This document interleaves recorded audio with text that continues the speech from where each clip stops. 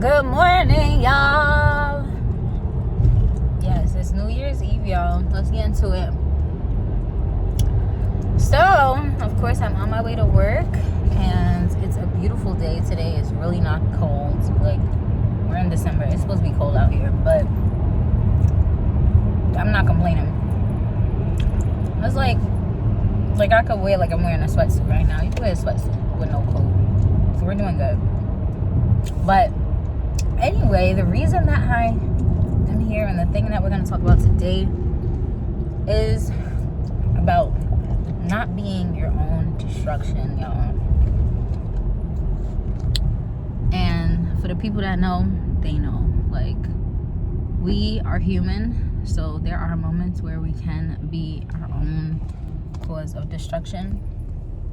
But as we're moving into the new year, and just in general, I think one of the main things that we all need to work on, the people that are interested in self-development and improving themselves and growth and all these things, you have to stop being like the person that destructs yourself. And I would say the main way to pay attention to it is, how many times are you in the same cycle with yourself and things went left? Like, most of the time as people, we know what are the main things that are gonna affect us negatively, and sometimes we choose to still do them anyway. But you really have to ask yourself, why am I doing this to myself? Why am I putting myself through something that I know isn't good for me? And yeah, I mean, I think a lot of the times it's the instant gratification thing, like, oh, because it feels good right now, I'm gonna do it right now. But everything that feels good right now isn't the best thing to do. So I feel like we really have to evaluate ourselves and say, going into this new year, what are my expectations of myself? And how do I work on being the better version of myself? Because that's always what we should be concerned about. We should always be concerned about how to be better people. Literally. If you're not interested in trying to be a better person, then you're questionable. Like, why would you want to stay the same person? Why? Everything has to go through its changes. It's intentional.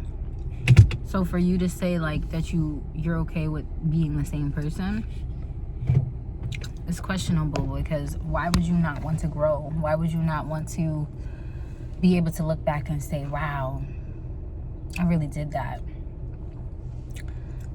You really have to take time and be introspective with yourself. And this is why it's important to be alone, because you can start to really go in, do inner work when you're alone, right? You have quiet time, right?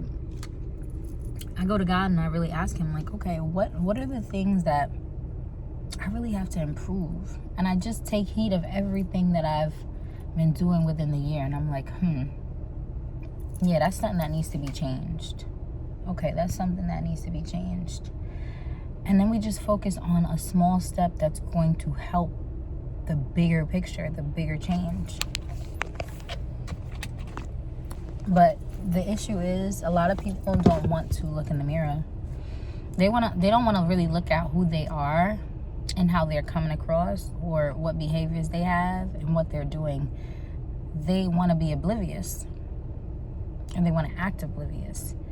And the issue is, if you're acting oblivious, how are you going to grow?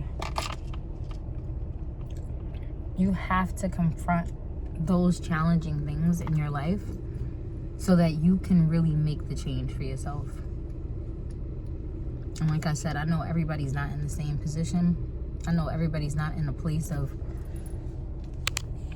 being ready to change. But as we grow, it's important for us to change. We're evolving. The world is evolving. And we just have to really try to do our best.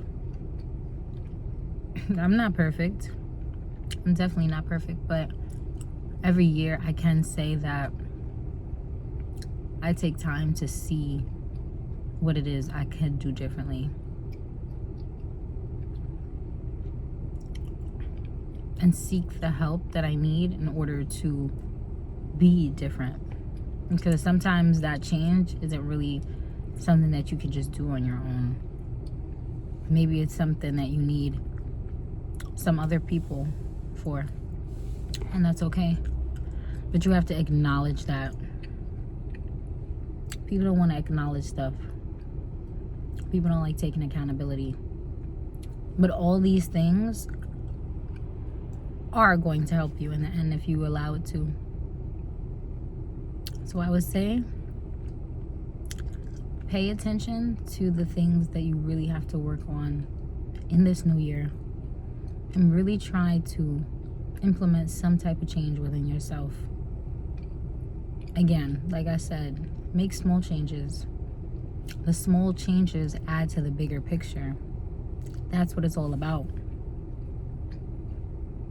If you can't say from last year to this year, and this year to the new year, nothing has changed, you have to ask yourself, why is that?